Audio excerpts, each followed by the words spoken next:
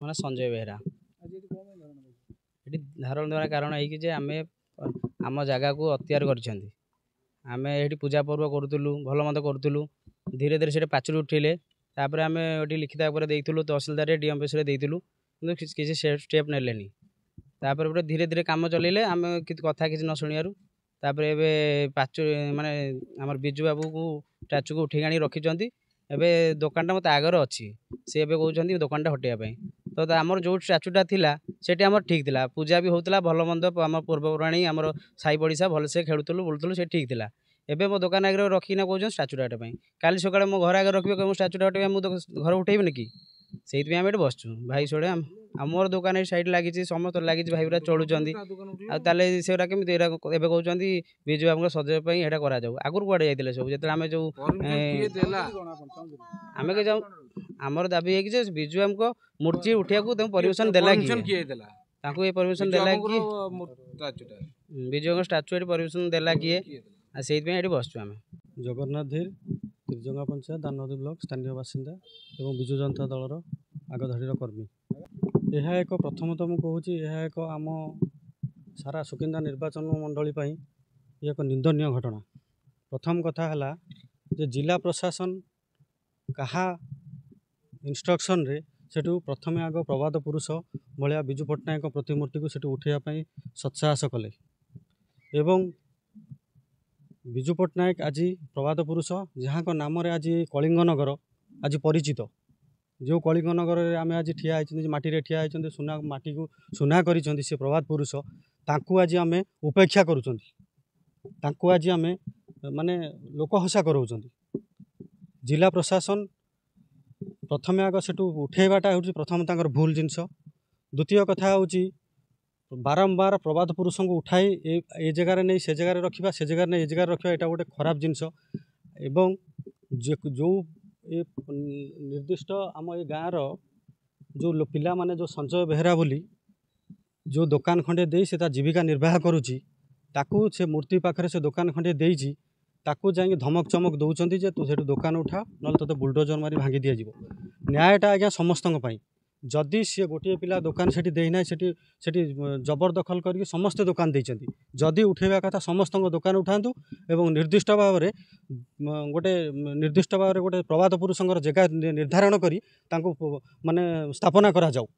ଯଦି ପୁନର୍ବାର ଆଉ କେଉଁଠିକି ସ୍ଥାନାନ୍ତର କରି ପୁଣି ଗୋଟେ ଜାଗାରେ ନେଇକି ରଖନ୍ତି, ପୁଣି ସେମାନଙ୍କୁ ବି ହଇରାଣ କରି ତାକୁ ଉଠାଇବା ପାଇଁ ସେମାନେ ବାଧ୍ୟ କରିବେ। ତେଣୁକରି ଇଏ ଗୋଟେ ପ୍ରକାର ଗୋଟେ ନାଟକବାଜି ଚାଲିଛି। ଇଏ ଗୋଟେ ନାଟକବାଜି ଚାଲିଛି ଦାନଦୀ ବ୍ଲକରେ। ତହସିଲଦାର ଏବଂ ବିଡ଼ିଓ ଏବଂ ଜିଲ୍ଲା ପ୍ରଶାସନ ଆ ପ୍ରତି ଦୃଷ୍ଟି ଆକର୍ଷଣ କରି ବିହିତ କାର୍ଯ୍ୟାନୁଷ୍ଠାନ କରନ୍ତୁ ଏବଂ ଗରିବ ଲୋକମାନଙ୍କୁ, ସାଧାରଣ ଲୋକମାନଙ୍କୁ ହଇରାଣ ହରକତ ନ କରି ନିର୍ଦ୍ଦିଷ୍ଟ ଗୋଟିଏ ଜାଗାରେ ପ୍ରବାଦ ପୁରୁଷଙ୍କୁ ସ୍ଥାନ ରଖି ତାକୁ ପ୍ରତିମୂର୍ତ୍ତି ତାକୁ ସେଠି ସ୍ଥାପନ କରାଯାଉ। ଲୋକନାଥ ଧୀର, ଏଠିକା ସ୍ଥାନୀୟ ବାସିନ୍ଦା, ବିଜୁ ଜନତା ଦଳର ପ୍ରମୁଖ ନେତା।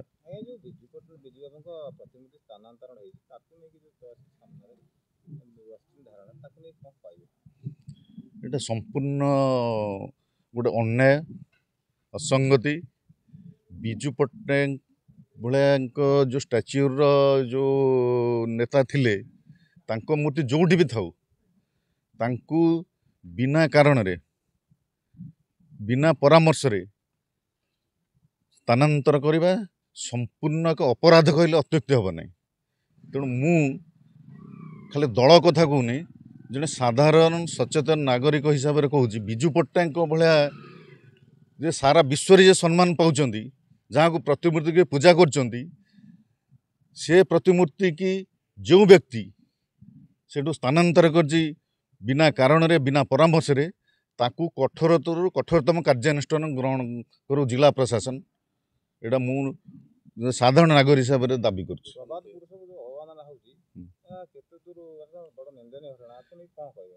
ମାନେ ନିନ୍ଦନୀୟ ତ ଭାଷା ନାହିଁ କହିବା ପାଇଁ। ଏ ଗୋଟେ ସଂକୀର୍ଣ୍ଣ ରାଜନୀତିର ମନୋଭାବ। ମୁଁ ଯାହା ଅନୁମାନ କରୁଛି, ଆ ପଛରେ ଯିଏ ବିଜୁ ପଟ୍ଟନାୟକଙ୍କ ବିରୋଧୀ, ନବୀନ ପଟ୍ଟନାୟକଙ୍କ ଶାସନକୁ ସହିପାରୁନାହାନ୍ତି, ସେ ପ୍ରକାର ଲୋକ ଆ ଦେହରେ ସମ୍ପୃକ୍ତ ଅଛନ୍ତି ଆ ପଛରେ। ତେଣୁ ଆମେ ତ ନିର୍ଦ୍ଦିଷ୍ଟ କାହାକୁ କହିପାରିବୁନି, ତେଣୁ ସାଧାରଣ ଭାବରେ ସମସ୍ତେ ଏହାକୁ ମିଳିତ ନିନ୍ଦା କରିବେ। ଯଦି उचित कार्यानुष्ठान ग्रहण न कराए आम दरकार पड़े राजरास्ता को ओह्लैबू। आ पूर्वर अभियोग होता विजु पट्टनायक मूर्ति की स्थानांतर करने पूर्व अभियोग होता कि प्रशासन कौन ठोस कार्यक्रम करना।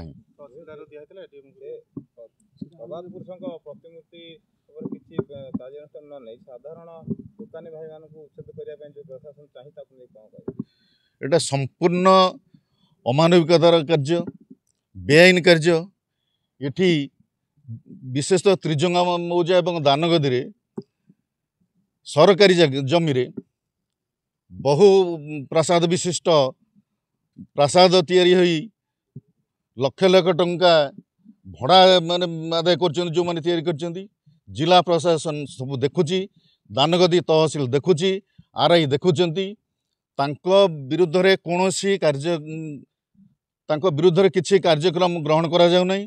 किंतु जने साधारण युवक संजय से ये आमर लोकल पिला से निज गरीब पिलाटे कैबिन टे पकई से माने पेट पाटना से पकईला ता विरुद्ध रे ये प्रकार अमानविक कार्यक्रम माने ग्रहण करा जाउची जे ता कैबिन न उठेले ता कैबिन पटे के भांगी देबे। जदि ए प्रकार कार्यक्रम करा जाए ये जो आपण देखुछन ये आंदोलन व्यापक करा जिवो, सेठी रास्ता रोक भी करा जिवो, कैबिन सामने धारण दे जिवो। जदि सत्साहस अछि तहसीलदार आरआई हंतु से जिलापाल हंतु किए जाए कि सेठी कैबिन उठेबो आमे ता देखिबार अछि।